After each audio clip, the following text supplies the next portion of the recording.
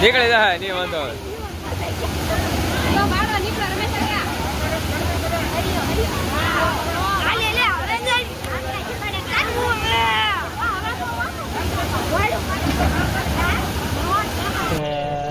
રાઘવાર ગોહિલ આજપુર ગ્રામ પંચાયત માજી સરપંચ. હવે સામાન્ય રીતે આજપુર ગામ છે એ પાલિતાણા તાલુકાના જે ગિરિરાજ ડુંગર છે એની તલાટીમાં આવેલું હોય.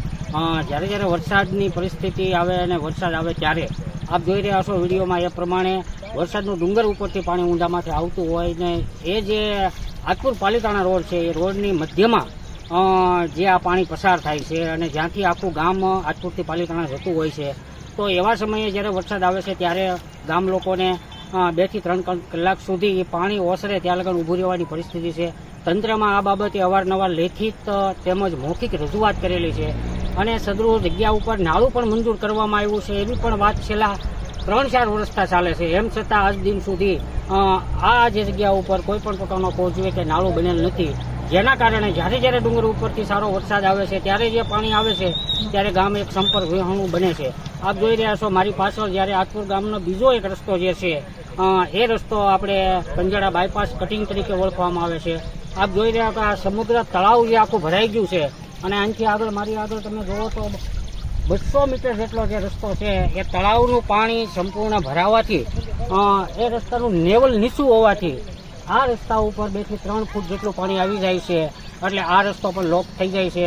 પેલી બાજુ નાળાના અભાવે પણ રસ્તો લોક થઈ જાય છે. ત્યારે સમગ્ર આજપુર ગામ એક સંપર્ક વિહોણું થઈ જાય છે અને આવી પરિસ્થિતિ ઘણા લાંબા સમયથી છે. તંત્રમાં અને રાજકીય લોકોને પણ વારંવાર આમની ભલામણ કરવામાં આવી છે.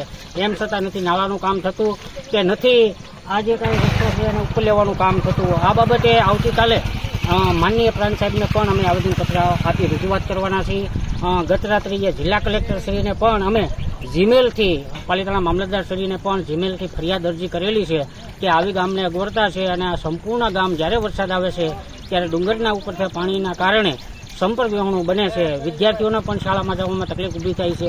ગામ લોકોને પણ અવરજવર માટે તકલીફ ઊભી થાય છે. તો આ બાબતે યોગ્ય કરવામાં આવે અને આવતા સમયમાં યોગ્ય નહીં કરવામાં આવે તો ગાંધી સિંધિયા માર્ગે ઉગ્ર આંદોલન પણ કરવામાં આવશે.